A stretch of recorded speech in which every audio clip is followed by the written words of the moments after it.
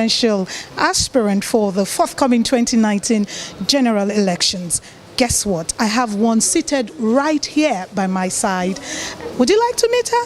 I guess you want to meet her. Let's go for the chat with this beautiful, courageous woman. Should I introduce her name? No, I think she should introduce herself to you. Good to... Thank you so much. Thank you for the opportunity. My name is Eunice Atuejide. I am from Enugu State, but I was born and brought up in Lagos State. Yes, I'm a mom. I am a lawyer, and I am a businesswoman as well. Yes, I am running to be President of the Federal Republic of Nigeria, and I do hope that I have your support in this race. Is that thing that inspired you to actually try to contest for this presidential seat as a woman in Nigeria? I don't see things from the perspective of being a woman. I look at things from the perspective of being able. So it had nothing to do with my gender. I just thought, okay, I'd been chasing all these prospective, seemingly independent candidates for months and months, trying to bring them all together so we can go as a strong force and then work under the same platform and then come out and try and tackle the issues. But then I realized that most of us feel like we are the only ones that can solve the problems of Nigeria, so we are not ready to work with other people. So I said to myself, okay, let me get out there and gather all those that are ready, good, ugly, bad, whatever they are. So I made up my mind that, okay, yes, I am in a serious situation. I have the National Interest Party, and we can together bring good people to power. And then if the independent candidates are not ready to work with us, let's work with those who are. So that's why I decided, okay, get out there, Eunice, gather good Nigerians, gather ugly Nigerians, gather horrible Nigerians, whatever kind of Nigerians you can find, gather them, provided that they are all ready to work for the benefit of every Nigerian. Gather them and get out there and save the country, at least to the best of your ability. So that's what inspired this, not being able to bring the seemingly good guys together, but knowing that working together is the only way out. That's what said, okay, let's go. Okay, if you emerge president of Nigeria, after the elections, what are those cardinal areas, those sectors you would like to transform, maybe in 100 days?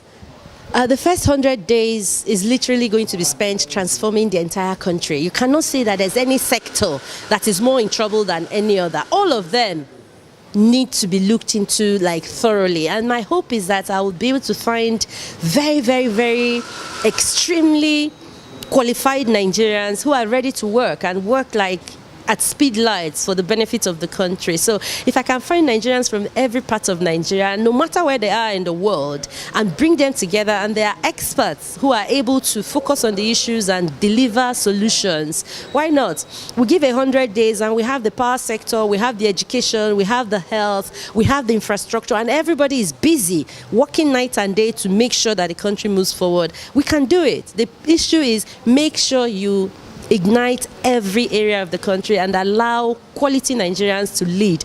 My job as the president is just to administer. I have to be the one making the decisions, okay, let us do it. But I don't have to be the one actually implementing. So the people that will implement are those experts. And we do have a lot of them. And even where we don't have, we can't always invite foreigners to help us, because at the end of the day, it's for the betterment of our country. So yes, we will do everything that is possible. We'll start with from day one.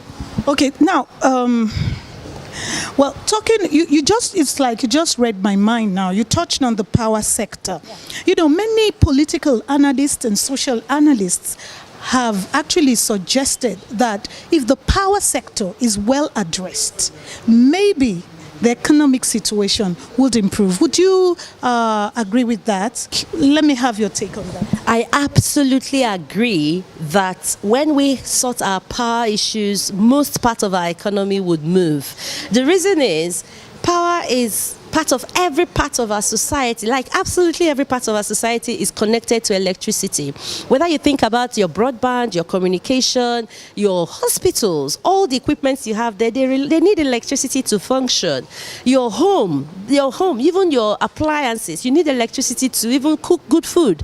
The schools, you need electricity to have all the functionalities, the fans, the computers, the books, even the laptops that you need to teach the kids on. So there is no part of our economy that is not directly intertwined with electricity. So yes, if we get the power sector functioning in Nigeria, most parts of our economy would start moving forward. Manufacturers can manufacture for less, and then that means that they'll be able to sell for less, and then developers can develop for less, and that means they'll be able to give their services for less. Marketers, everybody is affected by power supply. So when we get our power supply working, most of the things in Nigeria will become cheaper, will become more abundant, and even exports will become a major source. The privatization of electricity in Nigeria, what I have discovered in reading through our regulations is that we privatized the area of production, but we still kept the area of distribution locked down. And I'm saying my government would definitely open that up, because when people know that when they produce electricity, they also have the means to distribute and sell them, you will have more private investors in the electricity business, and you will also have more power. So, like, there will be power supply, because you're not only producing and sending to the national grid, you're now producing and directly distributing. There will be enough competition, and there are people who are ready to buy. If government is not ready to use their national grid and sell to them, they'll buy from you, the private person who is able to deliver and make sure that they have constant electricity. That's the way to privatize electricity business in Nigeria. Now, being a woman coming into power someday, very soon, I suppose, what are your plans for the girl child in Nigeria, especially as regards education? You know, let me be specific now. I'm talking about the Northeast. What would you do to actually encourage them? Or what would you do to actually encourage people in the Northeast, the girl children, to go back to school with no fears? What are your plans? I know you're not from the Northeast, but you have plans, right? So let's hear you. One of the major problems in the Northeast is the kind of politics our leaders play. They play politics with our lives, and it's so painful to see. You know, a lot of the insecurity we have in Nigeria is deliberate. It is actually orchestrated to keep us down, to keep us quiet, to create fear, and to make us weak. And we allow it. And I hope that I can get through to our people in the Northeast to understand that there is no need to be second fiddle and to accept whatever is thrown at you just because every now and again somebody gives you a little bread. Our girl children, not just in the Northeast, it's actually all over Nigeria, particularly in northern Nigeria.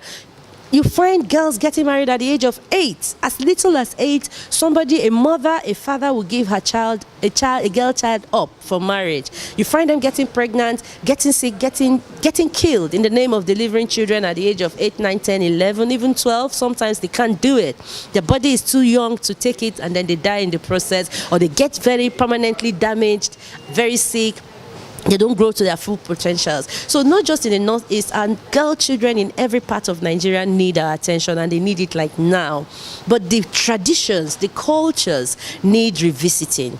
It is not okay that there are religions or practices in some of our some areas of our country that allow extreme injustice on our little girls. It is not okay. My government will not take it. Our constitution does not allow it. And everything that goes against the constitution goes against everything that we say we are as a people. I know it will not be an easy feat, and I'm not saying it's going to be done overnight. What I'm saying is we will start the communication. We will start the discussion, and we will make sure we get people to listen. There are modern leaders in the north, people like the Emir of Kano. We can use him to get into the minds of the people and get them to realize what dangers they are exposing our girls, our country to, by marrying them off early, by refusing to let them go to school, by refusing to allow them the opportunities they deserve. Thank you very much. Just before I let you go, I heard in your speech a while ago, you know, in the hall, that you speak a lot of languages. Before I sign off, I'd like to hear you speak in German. I understand a little of German, Deutsch. Guten Morgen. Na, Guten Morgen ist Deutsch, aber es kann auch Deutsch sein. Also, let me give you da the kann mic ich now. dir sagen, also ich kann ja super gut Deutsch. Ich bin auf Deutschland habe ich studiert. Ich habe BWL studiert in Deutschland und ich habe auch deutsche Sprache gelernt und innerhalb. I'm actually lost now. I'm lost now. Thank you. Thank you very much. No, thank you very much. But how do I greet you? It's evening here in Guten Abend. Guten Abend. Okay. Guten Abend, right? Okay.